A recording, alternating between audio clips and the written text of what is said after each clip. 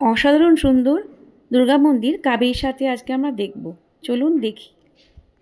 কলকাতার সবচেয়ে বড়, সবচেয়ে সুন্দর মেট্রোপলিটন দুর্গা বাড়ি। ঢুকতেই শীতে খুব সুন্দর করে ফুল দিয়ে সাজানো। আমরা এখন পাশে চটি রেখে রাখবো। মন্দিরের দুপাশে সুন্দর করে এরকম চটি রাখার ব্যবস্থা আছে। সন্ধ্যাবেলায় এসছি, সুন্দর লাইট দিয়ে সাজানো, খুব সুন্দর। বাড়িটাও ফুল গাছ দিয়ে সাজানো, রাস্তার ধারেই একদম। আমরা খেয়াল করলাম রাস্তাটা প্রচুর সুন্দর এবং সাজানো গোছানো, পরিষ্কার পরিচ্ছন্ন, যেটা খুব একটা আমরা দেখতে পাই না।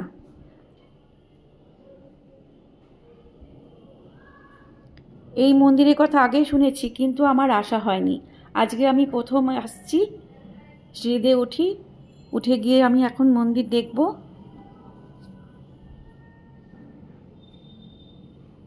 লাইটিংয়ের জন্য মন্দির খুবই ভালো লাগছে। দুপাশে সিঁড়ি আছে, এপাশে সিঁড়ি আছে, আবার এদিকেও সিঁড়ি আছে। এখন আমি বাঁ দিক দিয়ে মন্দিরে উঠব।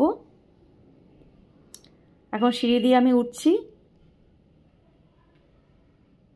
আজকে আমি আমার পরিবারের সঙ্গে সবার সঙ্গে এসেছি মন্দিরটাতে ঘুরতে। ওপরে এসে দেখলাম দুপাশে দুটো মন্দির আছে। এপাশে মন্দিরে জয় জগন্নাথ, বলরাম, সুভদ্রা, রাধাকৃষ্ণের সুন্দর মূর্তি। ঠাকুর দর্শন করে মন্দির ঘুরে দেখছি। খুব সুন্দর, পরিষ্কার পরিচ্ছন্ন, সাজানো গোছানো। এপাশের মন্দির সুন্দর রং করা, ওপরে পদ্মের ফুল। চার কোণায় মন্দিরের চারপাশে 4টি পদ্ম ফুল আছে। ওপাশে আরেকটি মন্দির।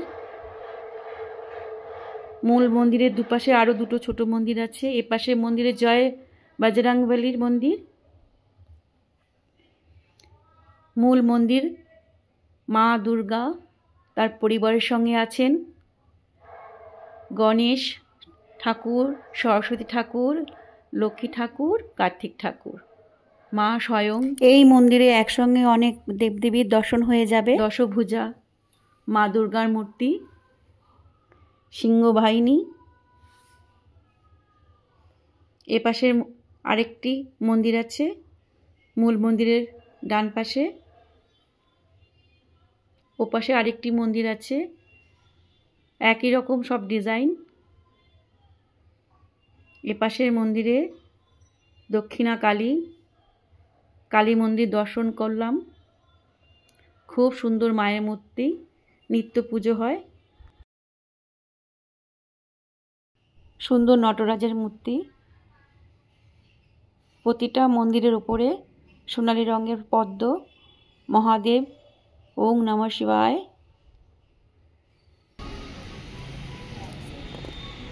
পাশে সুন্দর দিঘি। বিশেষ দিনে এখানে যজ্ঞ হয়, যজ্ঞস্থল। পরপর সারি দিয়ে গাছ, পাশে মাঠ আছে, সুন্দর হাঁটার জায়গা। জলের ফাউন্টেন আছে, জল ফোয়ারা। এখন রাত্রে বোঝা যাচ্ছে না। পাশে দিঘি, খুব সুন্দর জায়গাটা। ও পাশে এপাশেও একটা দিঘি আছে, এত সুন্দর জায়গা। সন্ধ্যা 7টায় আরতি হবে, আমরা আরতি দেখব। এখন আমি মন্দির প্রদক্ষিণ করছি।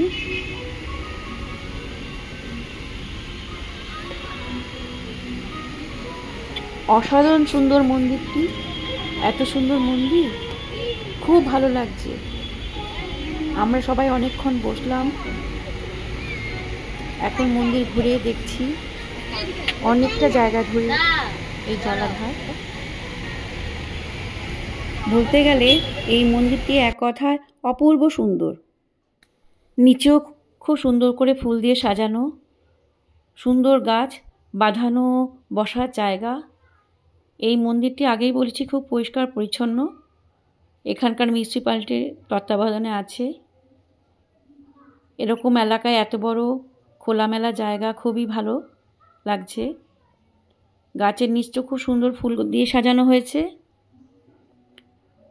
জানতে পারলাম 2016 সালে এই মন্দিরটি উদ্বোধন করা হয়। শিয়ালদা থেকে সল্টলেক মেট্রো স্টেশনে এসে বাসে করে আসতে হবে। বাইপাস ধাবা ল্যান্ডমার্ক, ওই পাশ দিকে আমরা এসেছি। বাইপাস দিয়ে খুব সুন্দর ফোয়ারা, নানা রকম কালার হচ্ছে, লাইটিং। এখান থেকেই জলের আওয়াজ শুনতে পাচ্ছি।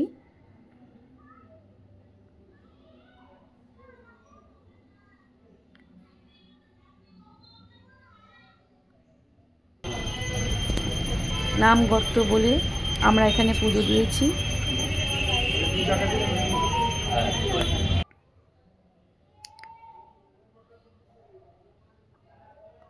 একটু পরেই পুজো হবে, সন্ধ্যা আরতি হবে। হাতে একটু সময় আছে, তাই আমরা সবাই একটু ছবি তুলে নিচ্ছি।